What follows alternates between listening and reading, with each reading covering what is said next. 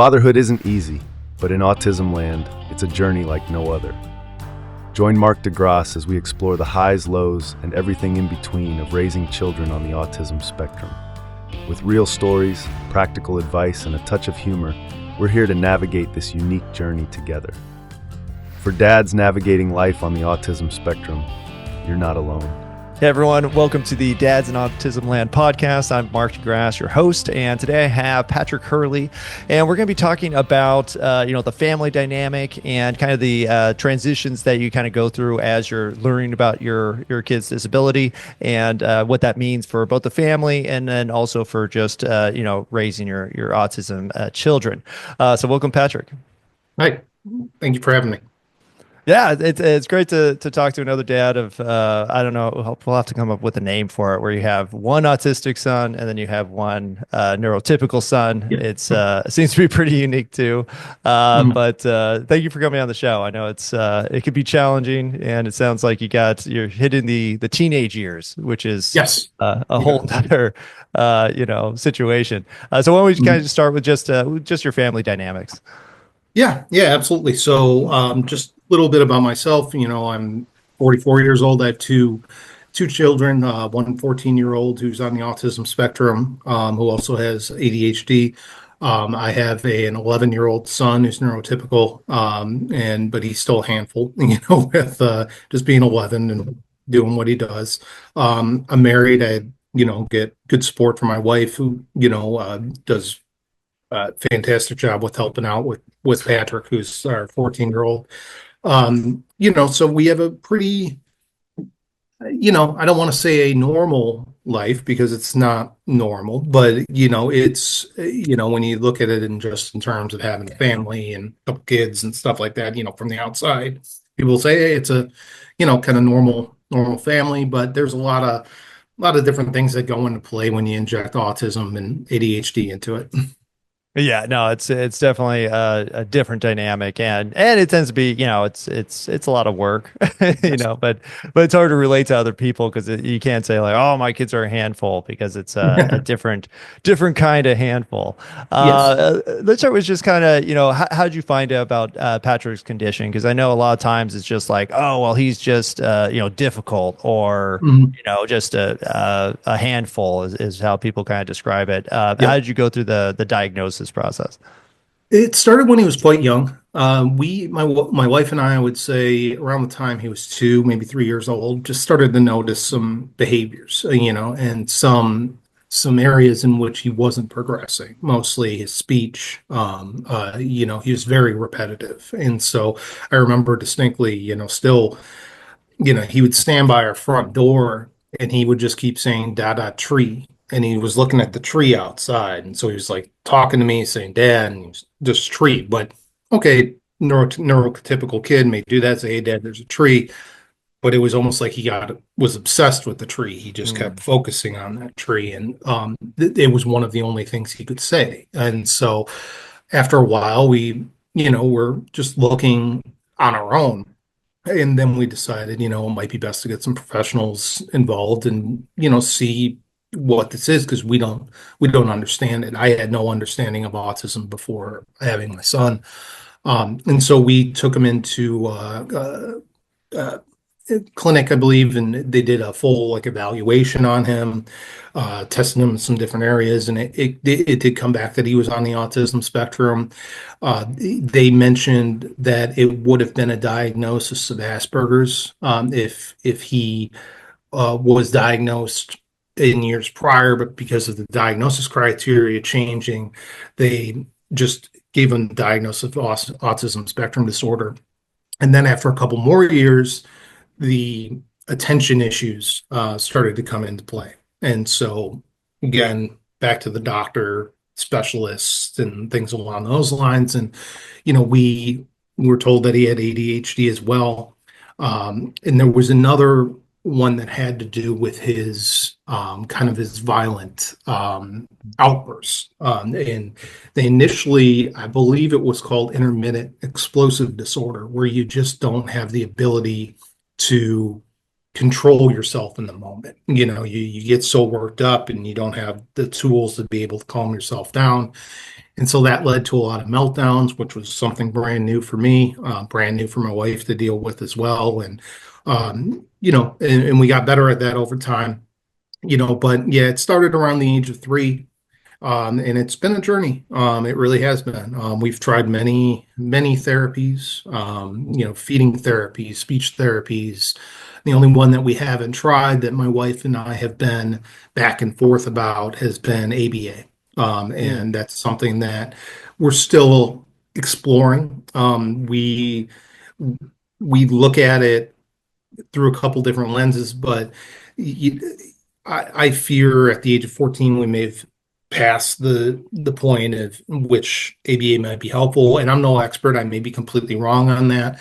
My wife wants to give it a shot, and I think that we're going to, just because. Why not? If you have a resource there, why not give it a shot? And so that's kind of next on our list to try out. Nice. Oh, well, and we went through the exact same thing where it was kind of like we don't know what we're doing, and so you're kind of like, let's just try everything. And so, yeah, you start with the light stuff of diet. We actually started with hearing testing initially because he wasn't Oh, really? speaking. Okay. So we were Yeah. kind of like, oh, well, maybe he's just deaf, and so that could solve the problem. And it was always this kind of like, oh, maybe this will fix it. But yeah, we did the OT and PT, speech therapy, and then we actually ended up in ABA, which really clicked for him, because Good. but again, we were dealing with the nonverbal, and so even just getting feedback from like how is it going was Mhm. pretty difficult. But he, he's done great with it. Not that it's quick. It's kind of like, No. Yeah. oh look, he could put his shirt on. Sometimes he sometimes he'll get abilities that he doesn't share with us. He'll learn something Yeah. in therapy, and then he'll just keep making us do it at home. But that's really interesting that you were able to just kind of systematically go through the different methods, and then kind of judge the result. What did that look like? Like, did you try it for like a couple months, and then you're like, okay, this is helping or hurting? We saw some progress with feeding therapy. This was many years ago. And we saw some progress where he was trying new foods, at least when he was at the clinic, he was trying some new foods. And, that was a big step, for a child like mine who literally eats the same thing every single day. Mm. It's quesadillas and it's bananas and it's apples. And if it doesn't fall within those, then he's not going to eat it. So when I heard first that he was like trying a cheeseburger at the therapy, Mm. place, I was like, oh my God, that was a big deal. So we kept with feeding therapy for a while. There was occupational therapy. There was different therapies that he got through the school as well, and speech therapy. So we stuck it out for a while with these therapies, and didn't see some progress. Is it the to the extent in which I would have liked to see progress? No, but you almost have to temper your expectations a little bit, and understand that those things that maybe you want to see aren't necessarily going to be the steps that you're gonna see in that process. So we did see some positive things come out of his therapies. And, right now he's getting a lot of support at the school that he goes to. They have ABA therapists on staff there. They have multiple different types of therapists. So he's in a good spot and he's getting a lot of the therapies that maybe he should have gotten when, he was a little younger. Now he's getting, through the school. And as I mentioned earlier, we're, looking into ABA as well. No, that's awesome that you're just being open to all of it because I know Yeah. sometimes it's like even ABA therapy. I know some people are like, oh, it's a bad word. You're not supposed to, control their Mhm. behavior or it's like programming. And I'm like, for us, it's kind of like it's the only thing he remembers how to do. Yeah. Like Yeah. unless you do it, unless it's like basically muscle memory, like he's never going to do it more than once. And so, Mhm. and you just try it and see how it goes. And I know you guys stuck it out in, the public school for until eighth grade, which is, Yeah. pretty impressive. Did he have like aides involved, or was it more like, just special attention in the classroom? Yeah, there was a number of aides.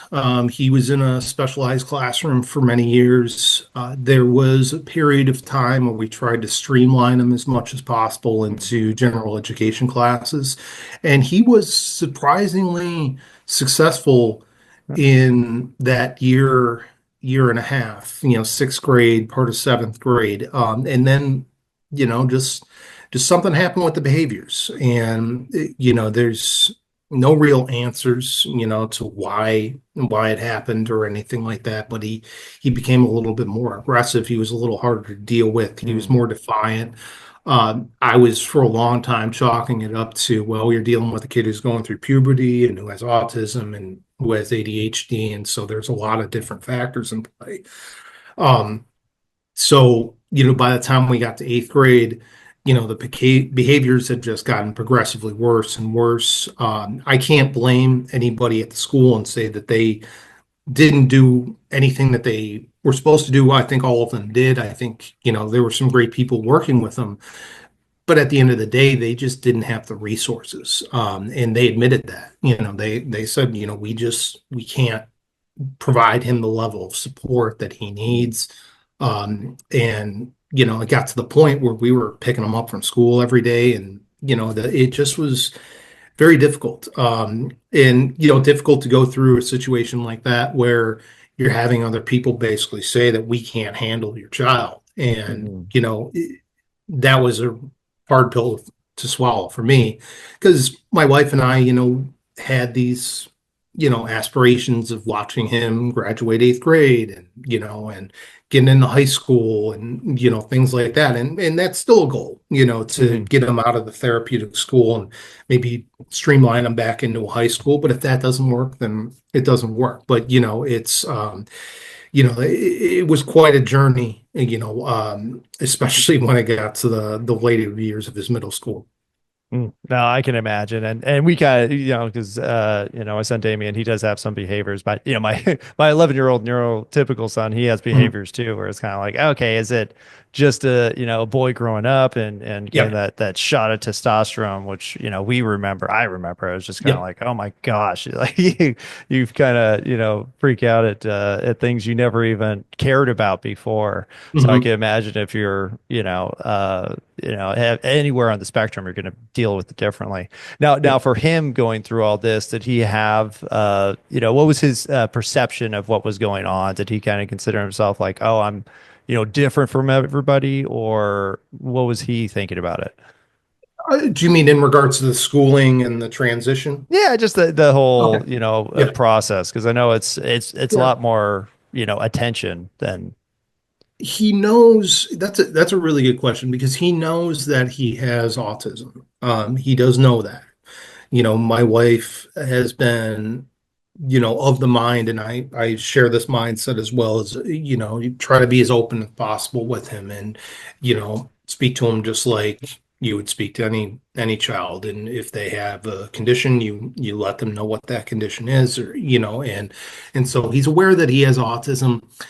I don't think he's fully aware of how it manifests itself. I don't uh think he views himself as being different. He just views himself as being Patrick, and this is how he acts. And, Patrick, loves games show. The thing is, the only thing I could say is that he might be able to differentiate between like another neurotypical kid is like his interest. mm, He is very hyper focused on things like game shows and, Wheel of Fortune and Price is Right. Like that's mhm. all day. That's what he wants to, focus on. He'll tell you any episode from any year and who hosted it and who was on it. And he's incredibly smart. But he doesn't, necessarily, I think, know that Mm. he is different. And I think that's a blessing and a curse sometimes. It just depends on the situation. No, and I could see that. So in terms of like the meltdowns that you mentioned, is it just a misunderstanding between him and other kids, or because I've heard of some kids are like certain noises will set them off, and then Mhm, mhm. then there's a big issue. Yeah, for him, there's a couple triggers, and as we've as we've gotten older and we've seen some patterns, we've been able to adjust the way that we parent him and avoid certain situations. A Yeah. perfect example of that being he, for some reason, hates the happy birthday song. Ever since Ah. he's been a year old, I still remember his first birthday and him just losing it after everybody sang happy birthday and clapped. And he still does that. And so I think he doesn't like loud noises. We try to do headphones when we can if he'll tolerate them and things like that. But he has certain triggers like that that we try to avoid, but then sometimes those things are unavoidable. You're in a restaurant, so I'm rushing them off to a bathroom or something just to get them away, Mhm. and so we started to learn those triggers. We try our best to avoid them. I will say that he's usually and has been pretty good with keeping it together at school. If he's going to have an issue, meltdown wise, it's going to happen in the home. And I believe it's because that's where he's most comfortable. I believe that he feels like he can let go of his aggression and his anger in a place that he feels like he's comfortable. And so Mm. the majority of the meltdowns that we've experienced have been in the home. There's been a couple where he's upset that we've left like a water park or something like that where we're driving home, and any kid would get upset about that. Um, so yeah, there's definitely those meltdowns, but luckily we've been able to confine them mostly to our household. Oh, that's actually, I mean, it's not good for the household necessarily, but No, it's it's actually much more, I think, disruptive when you're having issues at like, a water park or on an Mhm. airplane. That's what we used to deal with until we Yeah. we kind of found. Did you find a specific, or how did you find like the calming mechanism, or do you have kind of a procedure that you go through when that happens? Yeah, that's a really good question because first it was, when I was, I keep saying when I was younger, but 10 years ago when we first figured out and he would have these issues, um, I had no idea.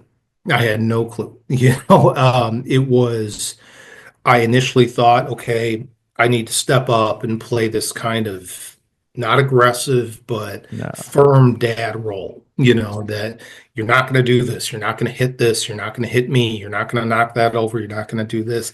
Kind of that fight fire with fire type of mentality, of if you're going to do that, then I'm going to come at you, and basically be stern and show you that you can't do that.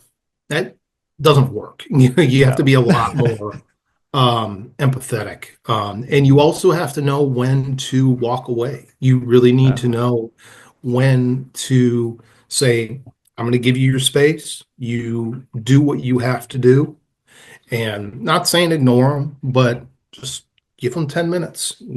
Go let him go down in the basement, hit a punching bag, or flail around, kick his feet, whatever he needs to do, and then go back in, check in on him. You all right, dude? No, you're not Mm. fine. All right, I'm going to give you some more time. We found that approach, of giving him space, letting him get it out, and trying not to, you know, be overly aggressive with him in those times has really helped us out in dealing with meltdowns. No, that's great advice, and but I'll say it's one of the most difficult things to do because you're just like, you're. I think your normal response is just like a dad is like, shut it down, and that's, Yes.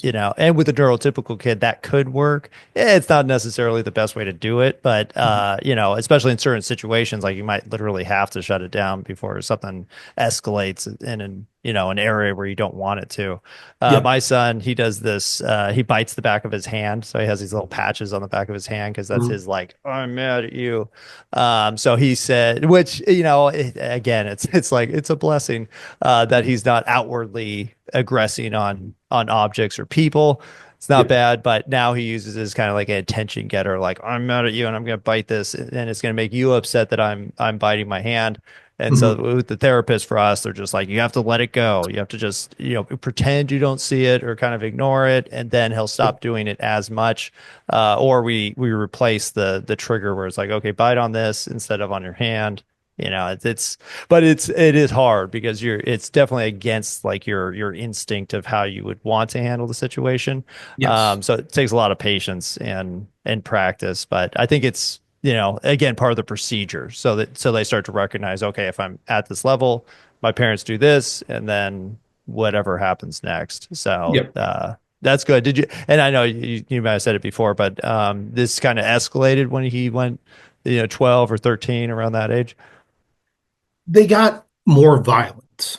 There was more, his physical aggression was in a lot of times taken out on me, which was, it's difficult because in the moment, you want to respond. Anybody comes up and hits you or pushes you or anything like that. Your initial response is you want to react, and that's what Patrick is looking for. He's looking Mm. for a reaction, and then that's going to lead him to do something even more, unexpected. But if you don't give him that reaction, eventually what we've noticed is that things will start to calm. It may take a half an hour, and it's going to get loud and he's going to be hitting things, and you're going to be worried about your furniture, you're going to be worried about your animals, and you should just, but you give him that time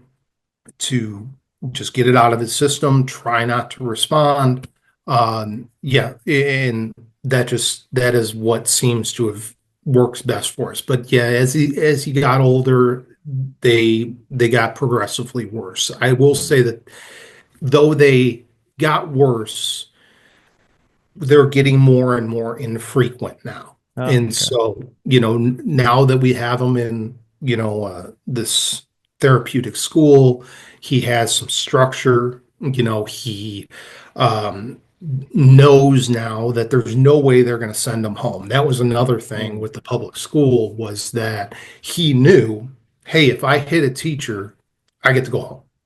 Ah, And so uh, once he knew that, once he figured that out, he just did yeah. it every Here's day. the key. Yeah, exactly. This is what I have to do, and I get to go home. And then it became an issue at home because it was, how do we discipline it? And the discipline is a whole nother bag of worms. And so you know at the therapeutic school now, they'll, if he has a bad day, they'll call us at the end of the day and they'll say, hey, this happened, that happened, whatever it may be. If we don't get a phone call, it means he has a good day. And luckily, the past, I would say, 3 weeks, Nice. we've had a pretty good run where we've only gotten a few calls. The things that we have gotten calls about have been very small in comparison to some things that he's done in the past. And so, yeah, I'm happy. I'm seeing progress there that I wasn't necessarily seeing in the public school where he was at. Yeah, no, that's awesome. And we didn't go through it nearly as much as you because we pulled him out of school so early. But yeah, it was getting like the more and more frequent like calls and then pick him up, or, oh, look, he's not feeling well today. And then you'd Yeah, be like, okay, did he tell you that? Because he can't talk. yeah, But it's hard on the school and the teachers, even though, basic it's compliance with the law in terms of providing education for everybody. So yes. you don't have to feel that bad about it. It's kind of what we pay for. Mhm. But in terms of just you and maybe your wife, do you guys have some calming down method for yourself? Because I know it's even that's stressful. I went through a whole bunch of types of Mhm. coping mechanisms. Do you have any tips there in terms of what helped? Yeah, it's important to be on the same page. It's important to sit down and even before these things happen, these meltdowns or Mhm. issues that come up that just don't happen with neurotypical kids. And it's important to sit down and have a plan, that Mm. we're gonna do it this way. So as I mentioned earlier, we figured out that when he has a meltdown, giving him space and things like that work well. And so we haven't always done that. It used, we used to get upset, and that would manifest in different ways from each of us, and Mm. she would maybe get more upset than I would, or I would get more upset than she would. And then, he's getting two different, individuals coming at him. But now that I think that we've gotten on that same page of, all right, if it gets to this point, here's what we're going to do, and we follow through on that. That's been pretty successful for us. When it comes to calming ourselves down, I mean, we all have escapes. We all have things that we can do to get yourself out of the situation for a little bit. Now, I'm not saying that I just up and duck out of the house when he has a meltdown, because that would be irresponsible, and I wouldn't feel like a great father doing that. But when he's having a good day, take some time for yourself.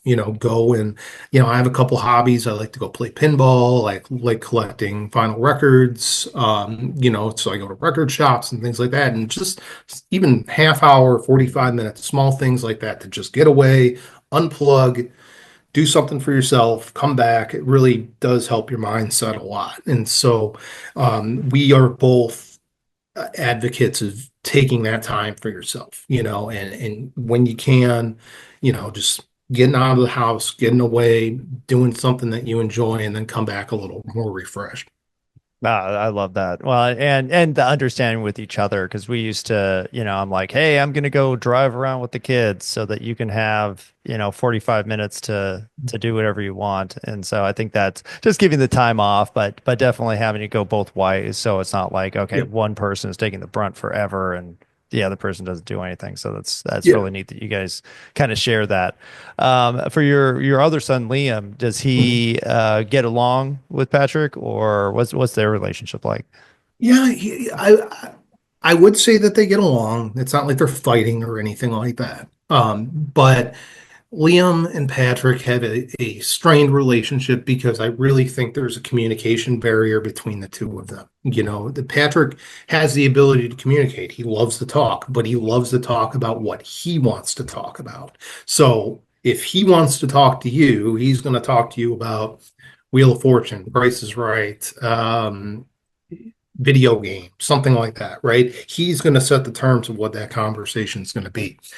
Liam doesn't necessarily like that. Liam likes to talk about stuff he's interested in as well. And so I can see them as they try to have conversations with each other. Patrick will say something to Liam, and Liam just kind of gets a little flustered. And I don't say always have to do this, but I have frequently had to kind of pull Liam aside and be like, hey, that's how your brother communicates, and that's not going to be changing anytime soon. And so you have to start to get yourself, used to that, and then just constant reminders of that's your brother, that's your best friend.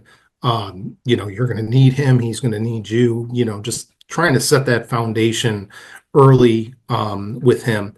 So, though they may not necessarily have the best relationship right now, given the situation, I think my wife and I are trying our best to lay a good foundation for him as we move forward, to, have a good relationship with his brother. We don't know what the future is going to look like. We don't know, um, if Patrick's going to be with us for the rest of our lives, right? And that's something as dads you mull over in your head and keeps you up at night, right? And we don't know if he's going to have the ability to go out on his own or what it may be. And so all those uncertainties kind of weigh on me, but I guess one thing that I look at is I just want to make sure that he has a supportive brother in addition to, supportive mother, supportive father behind him. So, that's when it comes to the two of their relationships, that's what I really try to push. It's just, hey, you guys are going to need each other, whether you see it or not. No, that's awesome, because we think the same thing, because we're kind of like, well, we're not going to live forever, and Mhm. Yeah. Damien's definitely going to live with us forever, and then the next person would definitely be his brother Declan, and Mhm. we kind of recognized that pretty early, so we were always kind of like, we want them to get along, and we definitely didn't want Declan to be resentful of his brother, because his brother requires so much more attention, and Yeah. so so we tend to like just extra attention on my other son too, to be like, hey, we're gonna invest equally in both of you, even if one Mhm. requires it, simply because he can't do anything without our help a lot of the times. Yeah. But it's been good. And what we've noticed with Declan is he does have like this empathy for special needs kids and specifically kind of young children. You know, that's kind of my son Hmm. has, a mentality of like a 2 or 3 year old. So that's Hmm. probably where that comes from. But what's funny now is because he gets in fights with his, my neurotypical son gets in fights with his friends Hmm. sometimes. And we're kind of like, oh, that's kind of funny that you're this upset about it.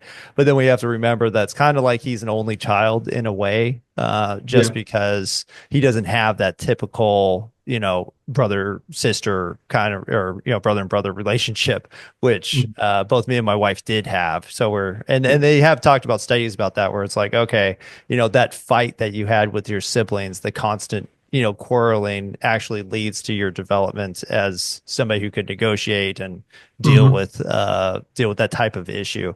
Have you seen the same thing? Is he, only child-esque, or how's he kind of behave in that regard? I would agree with that. I would say that he does act in many ways, like an only child. And that's not for lack of trying. Yeah.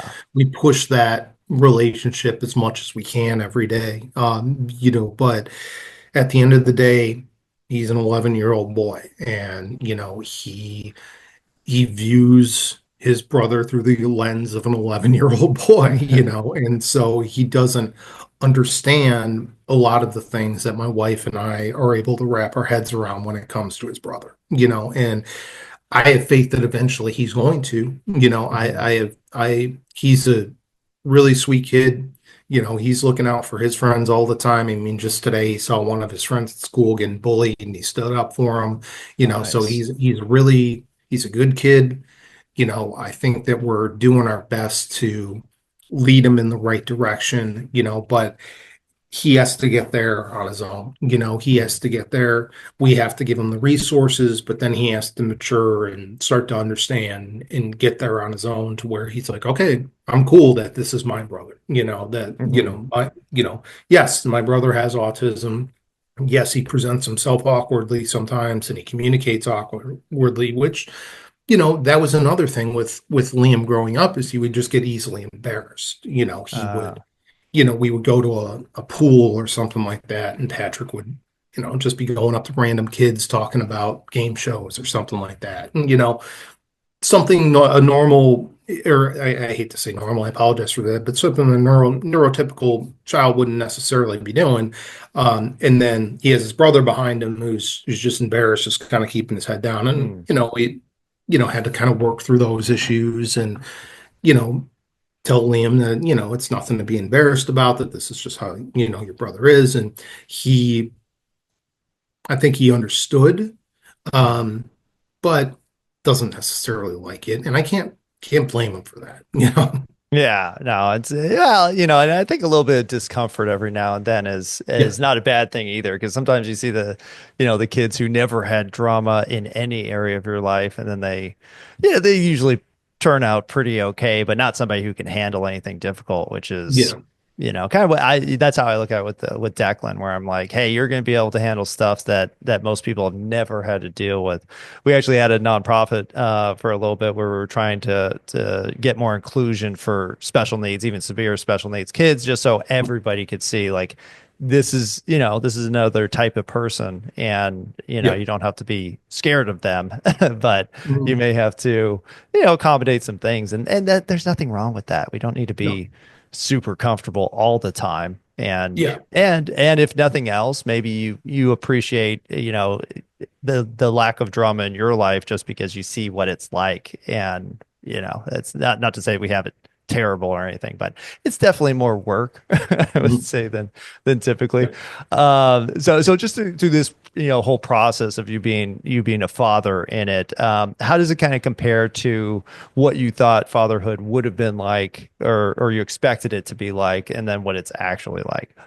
You know, that's a very good question because first when we first figured out that Patrick had autism, I don't think I handled it the best because I didn't I didn't feel prepared for it. And so I was raised by my two parents and I had a sister, and, we didn't have anybody in our family who had special needs, even our extended family. And so I didn't feel prepared for it. And I also didn't feel that knowledgeable of it.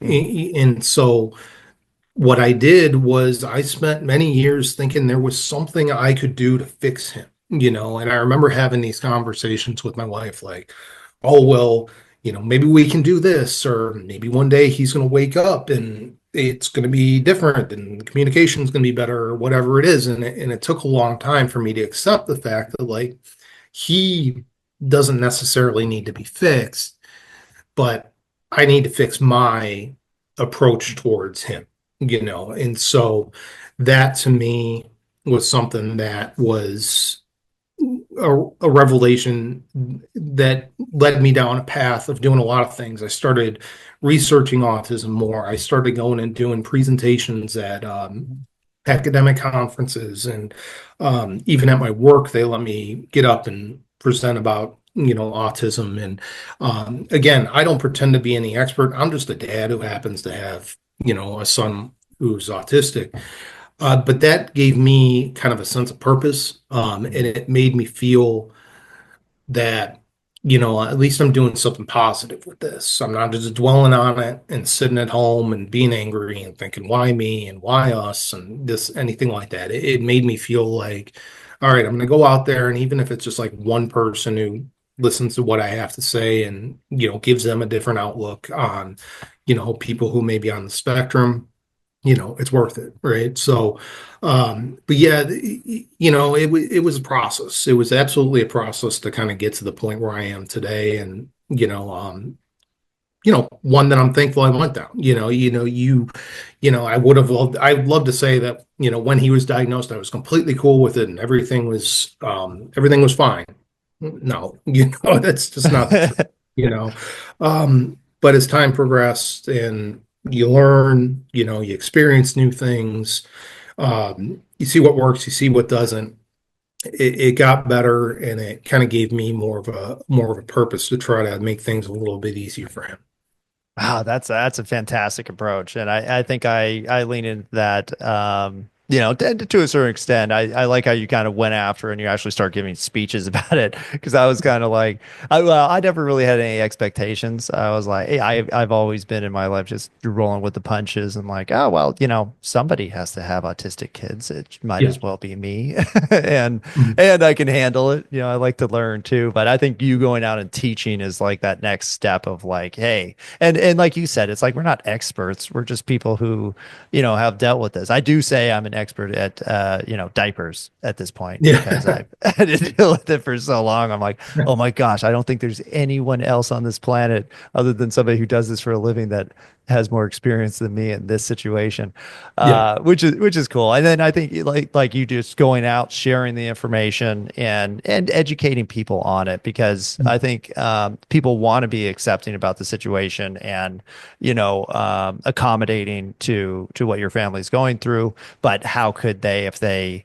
just think, yeah, and especially if he is talking, where you're just like, oh well, he's just an obnoxious kid, and you need Mhm. to clamp down, and you need to blah blah blah. Let's just go into that. Like, how do you Yeah. deal with that sometimes, where it's like you are in a public place, you have somebody who doesn't understand the situation and just thinks they're dealing with an unruly kid? Directness. I feel like in those situations, I get uncomfortable in those situations. My wife, on the other hand, does not have an issue, going up to somebody and telling them to knock it off if she sees some kids messing Mm. with them, or if God forbid, a parent is getting upset with them or something like that, right? She's more direct. I I usually try to do what's best by him, and what I find is good is to kind of remove him from the situation. If people aren't necessarily going to accept him, if he's surrounded by, a group of kids that are just poking fun at him, or if he's by an adult who I can just tell is just not getting them, right? Getting them away from the situation, redirecting, hey, let's go do this, bud. Let's go jump off the diving board. Let's go, whatever it may be, right? Um, that's what I've found works for me. But everybody would probably go about that a little bit differently. Then you have the whole um, thing when it comes to your family, right? And how they, accept him. And I think that we've been incredibly lucky to have, a lot of support, aunts and uncles, and I still have my grandfather, and all of them have been incredibly supportive of us and of Patrick. And they understand it took a while, but they understand him, that he's going to go seeking you out kind of physically. He wants the hugs, he wants the squeezes, Oh, he good. wants that sort of feedback, right? And so that can be kind of weird when you're sitting there and all of a sudden a 5'10", 14-year-old kid comes up and grabs you and wants to hug you and talk about Wheel of Fortune, but it is what it is, right? And family's been great, very supportive. There have been, a couple conversations here or there. Well, why does he act this way, or why did he do this, or whatever it may be? And you explain to the best that you can, and to where you think that they would understand. But it's family. We've been incredibly lucky with that. So I have nothing but good things to say about the support that we've gotten from our family. Oh, that's fantastic. Well, it sounds like well, you lead with knowledge, and I like that because it's, instead of that aggressive approach. Because, I'm not gonna say I've never done that, where somebody's, Mhm. having a problem with us, and you immediately want to throw it back and be like, well, let me tell you how the situation is. Yeah, But that is good that you both have different approaches because, honestly, it can always be, a different situation. One person might be better to handle it than another. yeah, But it sounds like you got a system down, and yeah. that's the most important part. So I love how you're managing it. Did you have any tips? Just kind of to wrap it up in terms of if somebody does have a child like Patrick, kind of just I don't know how to make progress as you're going along.